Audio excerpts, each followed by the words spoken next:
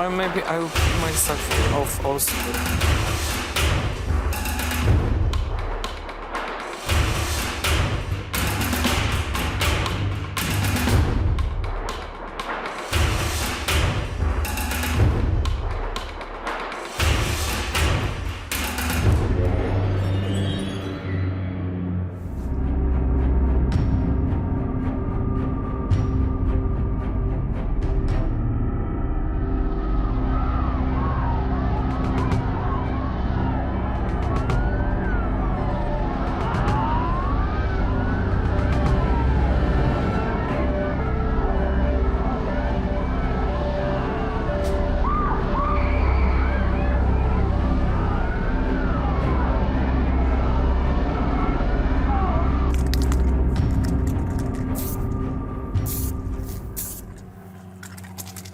Jel vidite ovu tvornicu?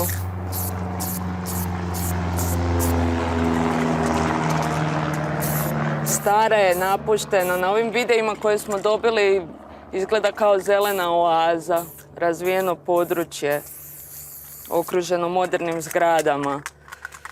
Ja mislim da jednog dana to može izgledati kao na videu. Samo nam je potreban netko ko ima interes, neko ko može ujediniti sve te ideje, dati život ovim zidovima. Mislim, ja imam nekakve ideje, nešto sam razvijala, ali ipak mislim da treba neko ko to ipak zna profesionalnije, ne? Mislim, ovi videi to nama ne treba. Mi sami znamo da naši gradovi ne izgledaju lijepo sa svim tim raspadnutim zgradama. Bilo bi sve puno ljepše kada bi bilo šarenije, kada bi to sve skupa bilo nekako življe i to. Mislim, svi kažu, dovedite turiste, doći će novi ljudi u industrijske gradove, bit će posla, ali moramo srediti onda ovo.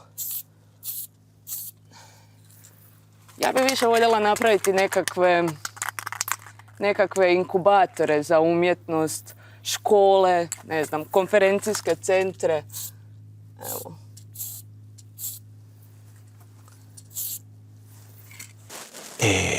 All'inizio pensavo che fossero immagini di repertorio, una trovata pubblicitaria da 4 soldi. E poi li ho visti, lì dove non erano mai stati. 3 palazzoni molto alti, in mezzo al parco, ma alti al punto che da lontano si vedevano benissimo.